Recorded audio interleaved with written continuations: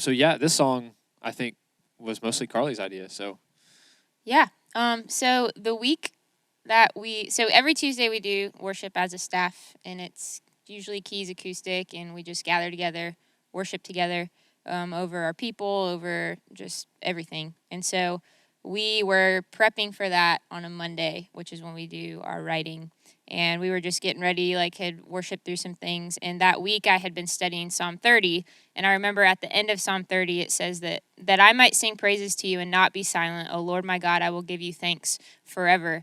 And I just remember, in another translation, I think it was the Passion, it says, I can never thank you enough. And I just remember like thinking that throughout that week. And then on Monday out of worship, I just started flowing into like, I can never thank you enough. I can never thank you enough. And we just kind of camped out on that for a little bit and sang it together and worshiped together and put it in a notes document. And I think we had like a random bridge that is not even in existence anymore. And we didn't really revisit it for a while, actually. And so I remember Mike mentioning at some point, hey, we should really work on thank you. We should really work on thank you. And so we did. We sat down and we started working through thank you. And I remember the heartbeat behind it as we were talking about like the whole idea of I can never thank you enough. I will sing praises. It was that idea of expression and wanting to see a freedom in the house and a freedom of expression and worship in the house and not necessarily be looking out at a group of people who were really good at screen reading or feeling unengaged or not having permission maybe to feel like they can express. So by writing this song in a way that kind of gave those cues of like, hey, forever we're going to sing, how can I possibly stay quiet? Like I'm going to open my mouth and worship you after everything you've done. How can I stand here and be silent with my hands in my pockets when you gave your entire life for me? That gives me a reason to worship. And then even in verse 2, like how can I be quiet after we've seen you move so many times? How can we be quiet when we know like future is secure? We know you're going to continue moving. We're going to continue to see you doing miracles and wonders. And I don't know, it's just one of those songs that just makes you want to give everything and all of your expression to him in that moment. So this was really like, all of our songs are for the house, but this was one that we really were thinking, how can we give this to our people to unlock a freedom of expression in the room? And so, yeah. So this song is probably, I would say, probably evolved the most out of any of the songs that we have because kind of like we've alluded to, it took a long time to write, first and foremost. I mean, it really did. It was kind of an idea. It was a thought that kind of got pushed into notes somewhere and keep getting lower and lower down the list, and we kind of forgot about it. And it took a long time to evolve and to create the verses. I mean, they're simple. It took forever. They're simple, and they took a long yeah. time. I mean, it's crazy. Songwriting doesn't just always come naturally all the time, and so it's okay that things take a while. And so this one took a long time, and then it was kind of funny when we thought we had a finished product. We thought we had something that was like that we could present and start singing. It was definitely a slower song. It was definitely keys and acoustic driven, and then one of our music director on staff, he's incredible. He said, I see this in a different way. I see this in a completely different way than you guys do. Hearing it for the first time, hearing it with fresh ears, even creating a fresh sound. A lot of times we can get into the cycle of writing piano and acoustic songs and not fast ones. And so he said, no, I kind of hear a fast drum beat. I kind of hear a drum intro. I kind of hear these different things. And I remember the first time, I remember seeing the panic on your face the first time we workshopped this song. His name is Miller, and he's awesome. And he said, I kind of hear this as like a drum intro song. So he busted it out, man. He started playing the drum intro, and I look at Carly, and she's like, It wasn't that bad. Oh my goodness! My face sometimes speaks, but that's so well for us. right. But that speaks to the fact that a song can evolve. Yes. It speaks to the fact that when you have talented musicians and people that can speak to the music, it can completely change what it originally was, and it evolves it so much. Yeah, I think that just goes to show Miller's creativity and Miller's genius when it comes to music, and because I would have never thought.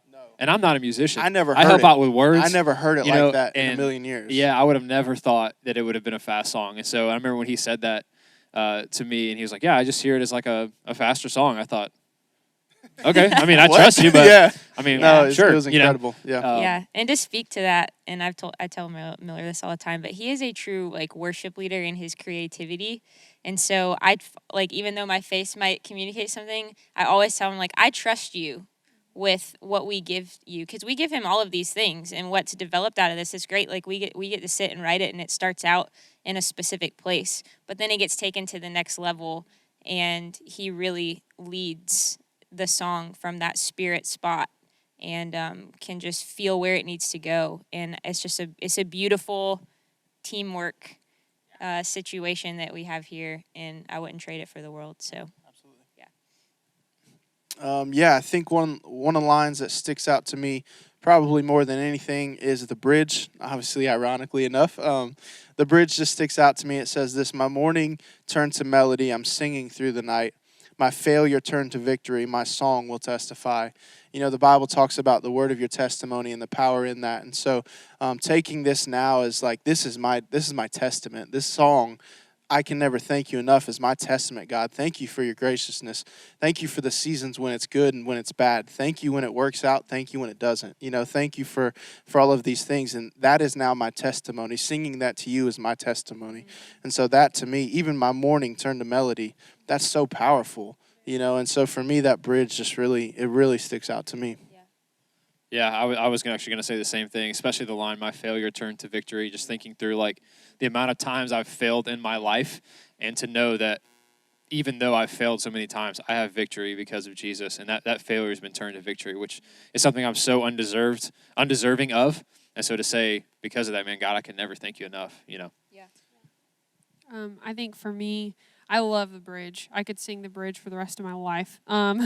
But I think when I was singing this one night for a ladies' conference, and it's the part "I will not stay silent" in verse 2.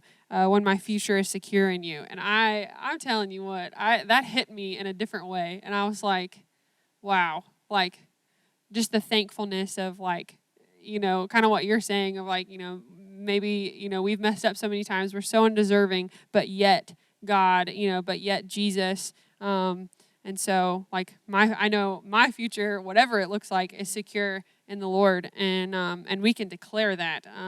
And I don't know, just seeing how even the ladies at that conference reacted to that, I'm like, that's just powerful. Yeah. So that's a line that stuck out to me.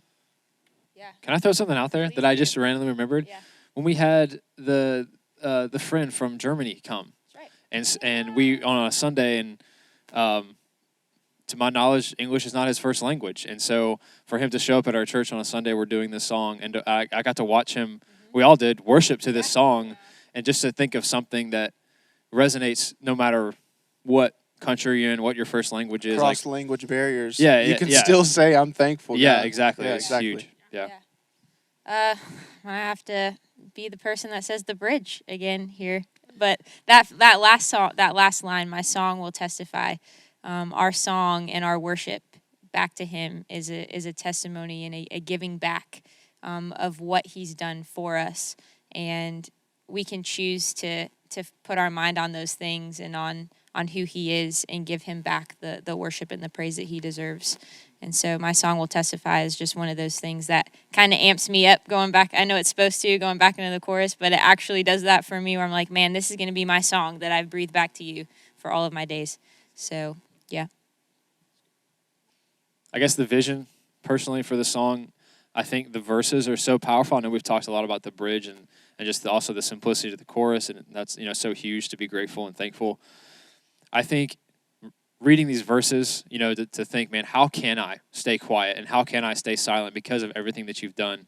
And then to turn that on its head and say, I'm not going to stay silent. I'm not going to stay quiet. And there's so many reasons why. And so I think, you know, we talk so much about at Northwood and really just the Big C Church too is, man, we should feel free to worship and free to express ourselves.